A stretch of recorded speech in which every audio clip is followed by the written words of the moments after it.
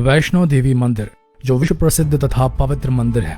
वैष्णो देवी मंदिर शक्ति को समर्पित एक पवित्र हिंदू मंदिर है जो भारत में जम्मू कश्मीर की पहाड़ियों में है। बहुत से श्रद्धालु देश के कोने कोने से आते हैं, पर ज्यादातर इनमें से वो भक्त होते हैं जो माता वैष्णो देवी की गुफा के रहस्य को नहीं जानते। भक्तों की लंबी कतार के कारण श्रद्धालुओं को माता के दर्शन के लिए बहुत कम समय मिलता है। आज हम आपको इस गुफा के सबसे हैरान कर देने वाले रहस्यों के बारे में बताएंगे, जिसको सुनकर आपको भी मां वैष्णो देवी मंदिर के दर्शन की इच्छा जाग जाएगी। यह मंदिर जम्मू और कश्मीर राज्य के जम्मू जिले में कटरा नगर के समीप स्थित है। यह उत्तरी भारत में सबसे पवित्र और पूजनीय मंदिरों में से एक है। यह मंदिर 5200 फीट की ऊंचाई और कटरा से लगभग 12 किलोमीटर की दूरी पर स्थित है।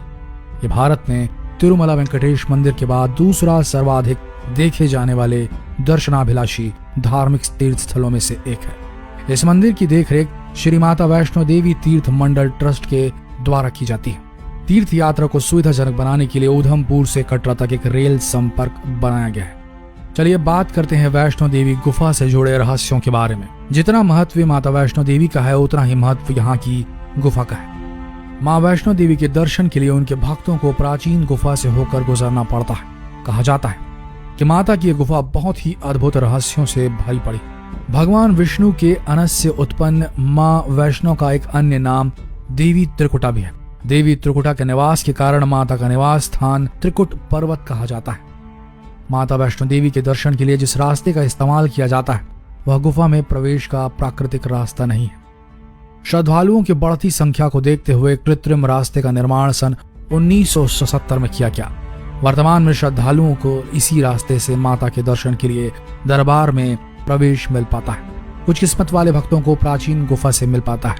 माता के भवन में प्रवेश का सौभाग्य बहुत कम लोगों को मिल पाता है। दरअसल नियम यह है कि जब भी कभी 10,000 से कम श्रद्धालु होते हैं, तब ही प्राचीन गुफा का द्वार खोल दिया जाता है, अन्यथा नहीं। आमतौर पर ऐसा शीतकाल में दिसंबर और जनवरी के महीने में होता है। पवित्र गुफा की लंबाई 98 फीट है। गुफा में प्रवेश और निकास के लिए 2 कृत्रिम रास्ते बनाए गए हैं। इस गुफा में एक बड़ा चबूतरा बना हुआ है। इस चबूतरे पर माता का आसन है, जहां देवी त्रिकुटा अपनी माताओं के साथ विराजमान रहती हैं। माता वैष्णो देवी के दरबार में प्राचीन गुफा का काफी महत्व है। सभी श्रद्धालु इसी गुफा से माता के दर्शन की इच्छा रखते हैं, क्योंकि ऐसी मान्यता है कि इस प्राचीन गुफा के समक्ष भैरव शरीर मौजूद है। माता ने यहीं पर भैरव को अपने त्रिशूल से मारा था और उसका शीश उड़कर भैरव घाटी चला गया और शरीर यहीं पर रह गया। भैरवनाथ का वध करने पर उसका शीश भवन से 3 किलोमीटर दूर जिस स्थान पर गिरा था, आज उस स्थान को भैरवनाथ के मंदिर के नाम से जाना जाता है। कहा जाता है कि अपने वध के बाद भैरवनाथ को अपनी भूल का पश्चाताप हुआ था और उसने मां से क्षमादान की भीख मांगी। माता वैष्णो देवी ने भैरवनाथ को वरदान देते हुए कहा कि मेरे दर्शन तब तक पूरे नहीं माने जाएंगे जब तक मेरे बाद तुम्हारे दर्शन नहीं किए जाएंगे। इस प्राचीन गुफा के महत्व का एक और कारण भी है, क्योंकि यहाँ पर पवित्र गंगा जल प्रवाहित होते रहता है। श्रद्धालु इस जल से पवित्र होकर दर्शन के लिए पहुंचते हैं, जो कि अपने आप में एक अद्भुत अनुभव होता है। माता वैष्णो देवी की गुफा का संबंध यात्रा मार्ग में आने वाले एक पड़ाव से है, जिसे आदि कुंवारी या अर्ध कुंवारी कहा जाता है। इसके बारे में एक मान्यता है कि जब भैरवनाथ ने उस कन्या के रूप में माँ वैष्णो देवी को पकड़ना चाहा, तब वो कन्या वहां से त्रिकुट पर्वत की ओर भागी। उस कन्या रूपी वैष्णो देवी ने हनुमान जी को बुलाकर कहा कि भैरवनाथ के साथ खेलो, मैं इस गुफा में 9 माह तक तपस्या करूंगी। इस गुफा के बाहर माता की रक्षा के लिए हनुमान जी ने भैरवनाथ के साथ 9 महीने तक खेला।